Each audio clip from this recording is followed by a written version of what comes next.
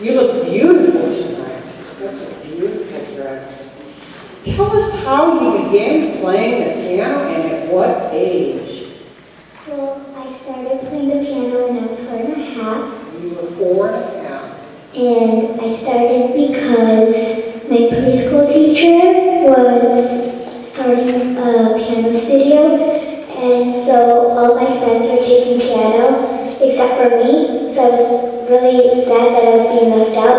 So then I asked my mom if I can play piano, and she said yes. So I started playing piano. You asked your mom if you could play piano. How about that? That's wonderful. Well, I did read the program, and you also play violin? Yes, I do. Wow, what age did you start that? 6 years old. 6, so you played piano first? Yes. Which is a good basic instrument. Yes. Which one do you like better? Piano. Okay. How do you manage your practice schedule? I'm sure you practice many hours a day. You can tell us that in your school studies. Well, I practice 1 to 3 hours normally and 3 to 6 hours before concerts. And I usually do my homework at school if I have school. But I'm homeschooling right now because I have so many concerts going on. But I will go back to school later in May. Okay, so you're homeschooled. That's kind of what I figured in order for you to juggle. So you're very disciplined. You schedule your practice time and then your study time. Okay, how many pieces, you're doing Mozart 23rd Concerto with us. What else are you currently preparing to perform? Well, I am right now learning Mozart Concerto No. 20. Mozart Concerto No. 20. And Furelise, that might be Beethoven? Is that right? Did you say Furelise? Well, I learned it when I was little. Okay. So Mozart Piano Concerto No. 20 also. Yes. When you're practicing the 20th and the 23rd, do you ever get them mixed up? No.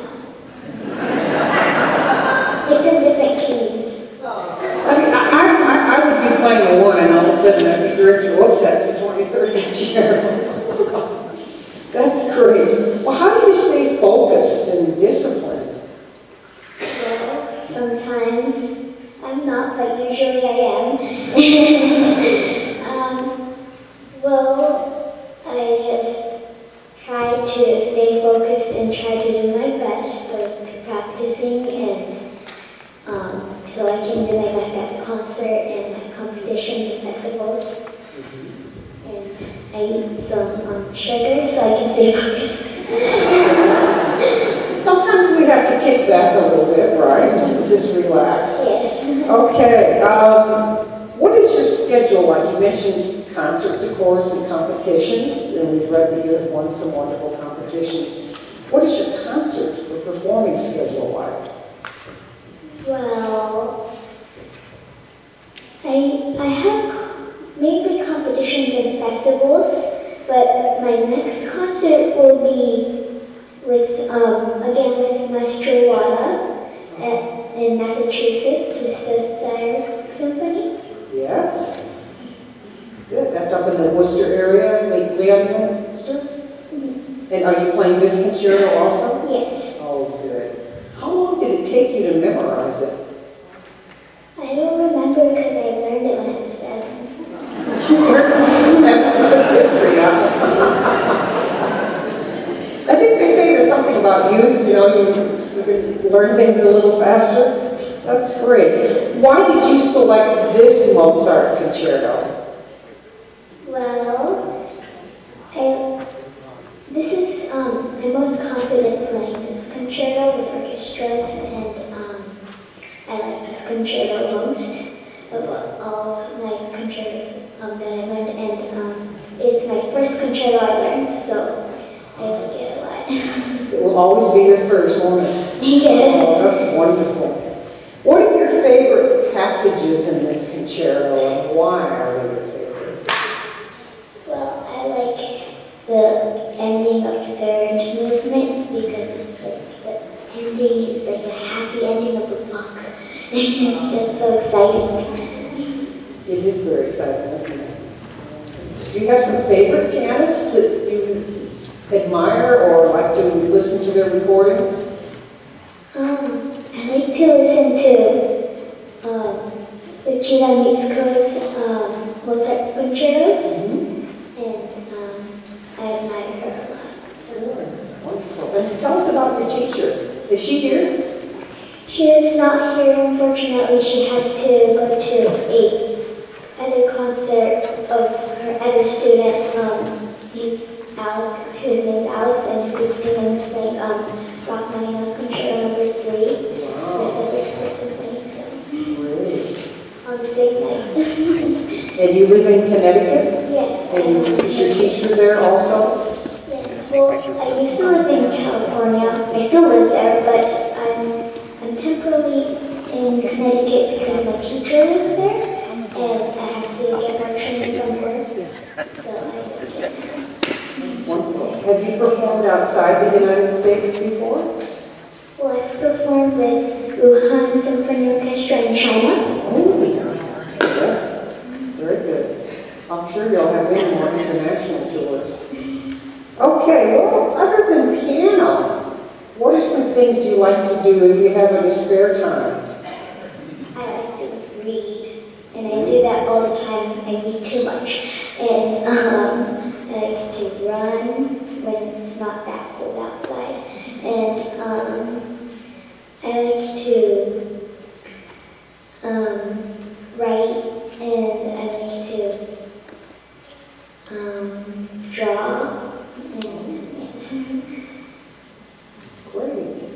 With me, when people ask me what I read, I say I read those little dots on the lines, you know, and I'm constantly running from place to place, so I like what you do better.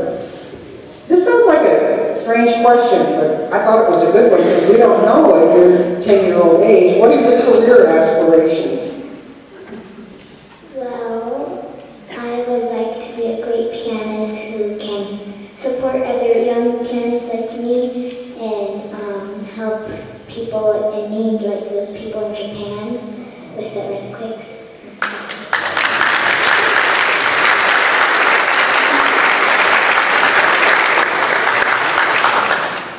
That is wonderful. You're very generous. What else would you like to tell us before we open up for a few questions? Well, I would like to dedicate this concert to Japan because of the earthquake and the people there, and they need some help. So please pray for them and make sure that I want them to be okay because that is my country. And please pray for them.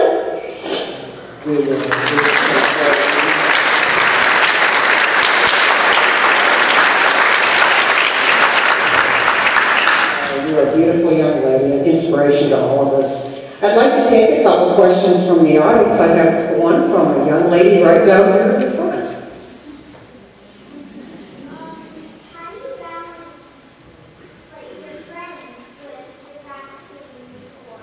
How do you balance your friends with practicing in your sport? How do you balance your friends with all your practicing in your school? Time to see them.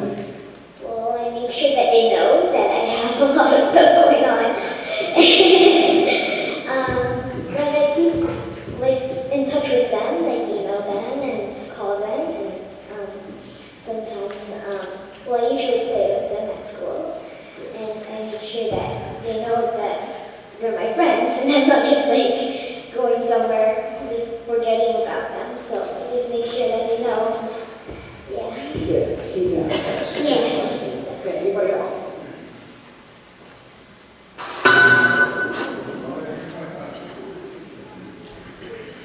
Yes.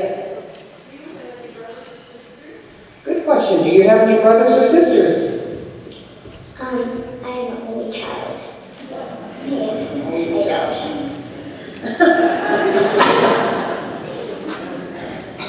Anybody else?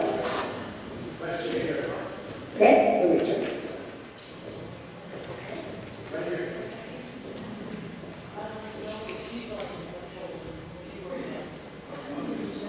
Are you going to have children when you grow up? Was that the question? Oh, she's an only child.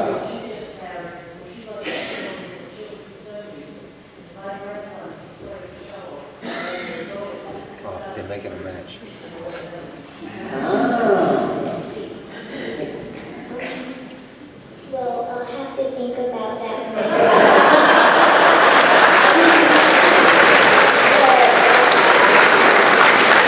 Very diplomatic. She's got all the skills. Okay, one question here.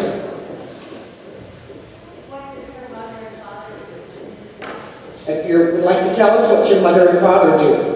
Well, they both support me and I love them a lot, but my dad does works in California and he has a family business selling furniture and he has a side business with coral. He sells coral and grows them. And Ooh, he knows.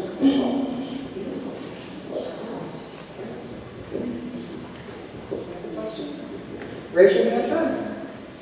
Hi, I was at the rehearsal this afternoon, and I think she's really fantastic. And what I was really impressed with was that not only are you technically a beautiful pianist, but you also really seem to feel a lot of emotion as you're playing pieces. And I was just wondering kind of what you think about when you're playing. Ooh, what do you think about when you're playing? It's a hard question, but well, I usually, if I'm playing happy pieces, then I think about happy things, and if I'm playing sad pieces, then I would think about sad things, and it all depends on what's happening at the time. That's true. You express yourself very well through the music. Thank It's you. not all technical. I have to say, I had the privilege of getting to know Umi yesterday when she came to our house to practice. And I would like to introduce to you, Lily, a whole fan club. Girls, boys, would you stand up and wherever you are, move. That junior families, just stand up. And we just want to be in the house.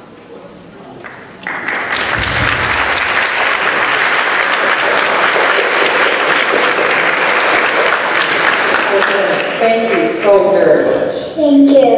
Appreciate it for have you come here to Southwest Florida and to participate in our pre-concert talks, which adds so much to the experience.